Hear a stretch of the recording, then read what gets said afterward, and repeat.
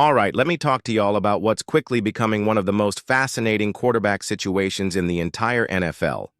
And I can't believe I'm saying this. But yeah, I'm talking about the Cleveland Browns.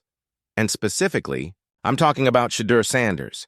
Now let's rewind the clock a little bit, because if we're keeping it honest, most of us thought Shedeur was going to be a first-round pick. That was the vibe. That was the buzz going into the draft. The name, the college tape, the pedigree, everything pointed to a top 32 selection. And then, nothing. First round, he's not called. Second round, nope. Third, fourth, still nothing. It wasn't until the fifth round that we finally heard his name. And it wasn't even a team that desperately needed a quarterback. No, it was the Cleveland Browns, who had already taken a quarterback in the third round. I mean, What? the Browns go ahead and make this move that, to a lot of people, looked totally out of left field. And yet, they came out and said it was about value. They said getting Shedeur at that spot, fifth round, was incredible value. And you know, what? They might be right. But when that pick happened, I think most of us figured, cool, he'll be a camp arm. Maybe practice squad, maybe QB3 if he flashes. After all, he's a fifth rounder, and if we're talking about depth charts, he's not first, not second, not third, he's fourth. That's a steep climb. So, please take 2 seconds to hit the subscribe button, like the video, and leave your thoughts in the comments. Thank you for your support. And then the Browns coaching staff did something that absolutely flipped this whole thing on its head. They came out publicly and said, "It's an open competition. 4 quarterbacks. Equal chance." That blew me away. Because let's be real, when does that ever happen with a fifth-round rookie, especially one who's buried on the chart? Behind a veteran like Joe Flacco, a former first-rounder like Kenny Pickett, and a guy you just drafted higher in Dillon Gabriel? But the coaches said it. And once those words left their mouths, my entire mindset around Shedeur Sanders changed. Now look, I'll admit it. When the pick first happened, I didn't think Shedeur would even make the roster. I'm being dead honest with y'all. I said, this kid's not going to get the reps. He's not going to get the snaps. He's not going to get the shot. They've got too many other guys in front of him. They're not going to waste time on a fifth rounder when they just brought in all this other QB talent. But then Shedeur started putting out tape. Now, it's not game footage. I know that. It's minicamp. It's OTAs. But you look at every single clip coming out, what do you see? You see touchdowns. You see dimes. You see confidence. You see a quarterback who looks like he belongs. And that's what's crazy, because fifth-round picks aren't supposed to come in and look this polished this early. And here's the thing.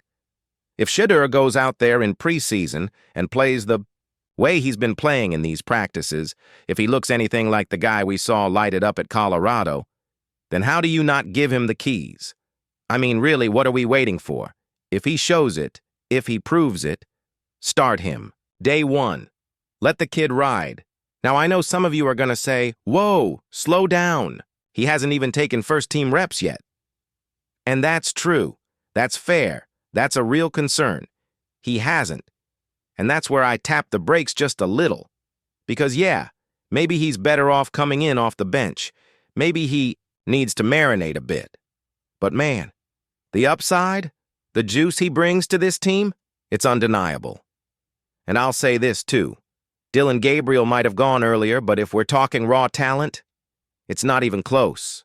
Shedeur's got the arm, he's got the pocket presence, he's got the poise, and more importantly, he's got the it factor. You can just feel it when he throws. That's not something you can coach. And let's not pretend like this doesn't have some politics involved. I get that. Locker rooms have hierarchies. Coaches have to answer for draft picks. There's pressure to justify those selections. But I'm telling you, Shedeur keeps performing, and it's not going to matter where he was picked. Because the tape doesn't lie. Even Deuce Staley said it. We're not in full pads yet. We're still in pajamas. But when the armor goes on, in the preseason, and it's real and it's live, we'll really know what this kid's about. And if he balls out, then it's decision time in Cleveland. So yeah, Shedeur being fourth on the depth chart, that's not because he's the fourth most talented. It's because that's how the league works. It's because of where he was drafted. But now that the coaches are saying, we're giving him a real shot, my expectations flipped instantly.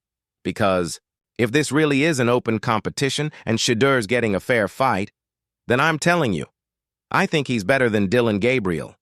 I think he's more dynamic than Kenny Pickett.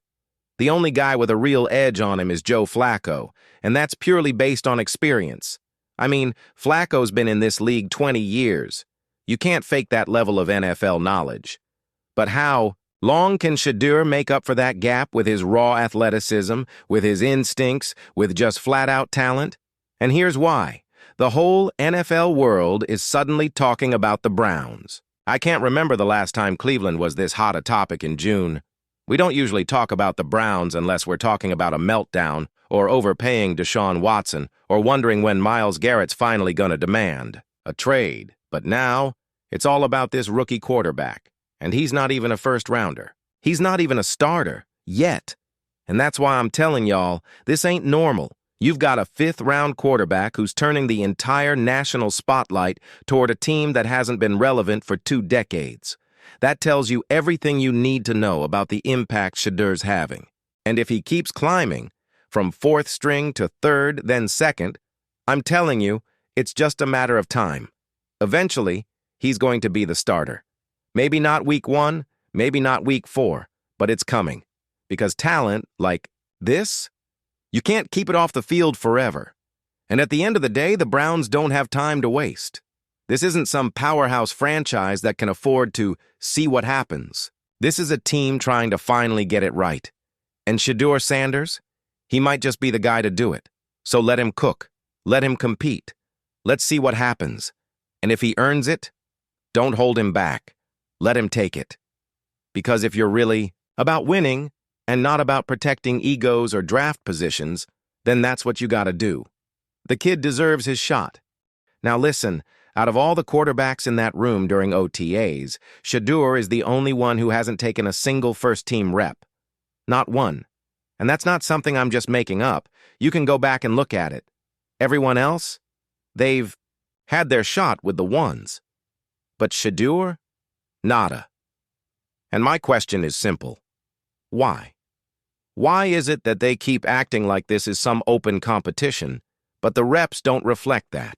Why is it that people are out here giving us lip service about evaluating everyone fairly, but Shedeur hasn't been given the same platform as the other guys? It's like they're scared to say what's really going on. Are they worried about blowback?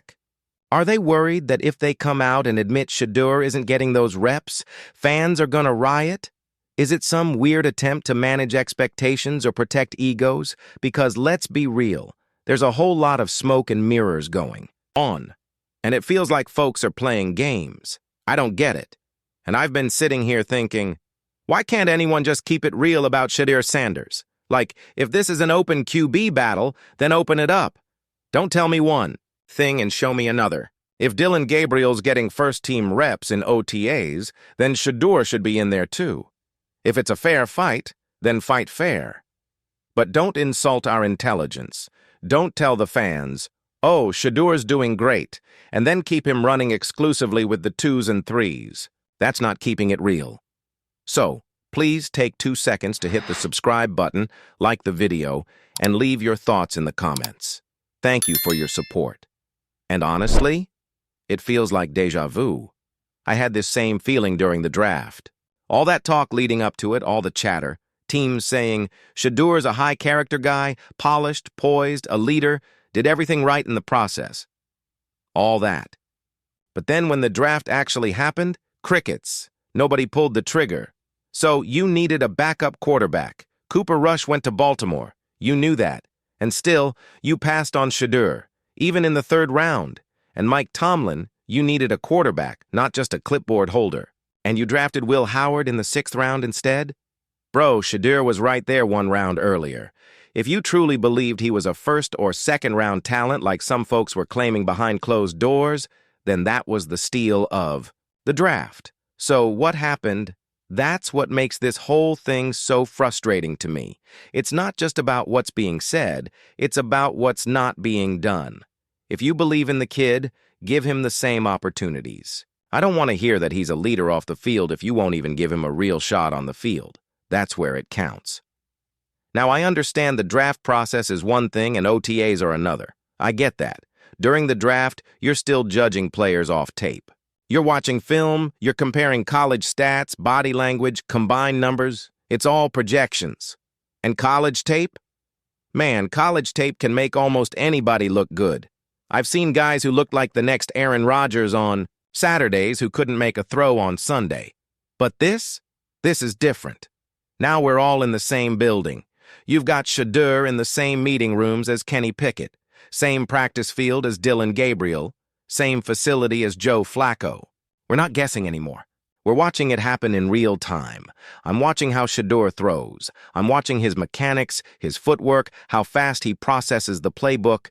I'm seeing how he reacts under pressure, how quickly he adjusts after a bad throw.